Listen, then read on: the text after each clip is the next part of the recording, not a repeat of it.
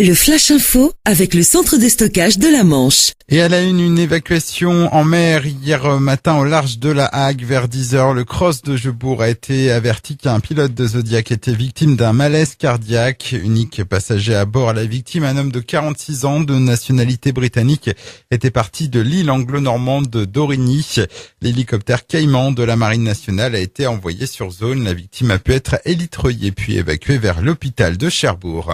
Sur la route, décidément, la nouvelle réglementation des 80 km/h ne semble pas avoir été assimilée par tout le monde. On apprend que ce week-end, un motard a été pris sur la RD 977, axe reliant Mortain à Saint-Hilaire-du-Harcouët à près de 139 km/h. Un grand excès de vitesse qui a immédiatement fait l'objet d'une rétention de permis. Un véhicule finit sa course dans la façade du magasin vert sur l'avenue Amiral Lemonnier à l'est de Cherbourg en Cotentin. La voiture a été signalée samedi dernier puis prise en charge par un garagiste.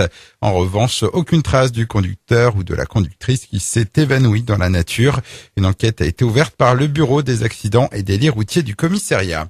Les traversées entre le Cotentin et les îles anglo-normandes devraient reprendre en fin de semaine. C'est ce qu'indique la compagnie Manchil Express. On rappelle que depuis la fin du mois de juillet, leur bateau Le Grandville est en panne et reste toujours à quai pour l'heure.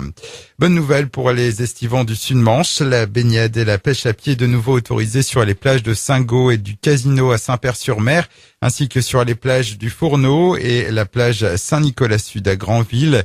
Depuis mercredi dernier, un arrêté municipal avait été pris en raison des précipitations susceptibles d'entraîner un transit des flux de pollution vers la mer. Et puis il était attendu aujourd'hui à Cherbourg. Le mauvais temps aura finalement eu raison de son agenda. El Galeón Andalucia, l'impressionnant galion espagnol, n'accostera pas avant jeudi dans le bassin du commerce. Le navire offrira ses 5 ponts à la visite. Ils seront proposés des activités telles que la réalisation des fameux nœuds marins et une découverte complète de la vie à bord à travers une reconstitution. Le Flash Info vous a été présenté par Landra, centre de stockage de la Manche à Digueulville. Pour en savoir plus et visiter notre centre, 0810 120 172, coup d'un appel local.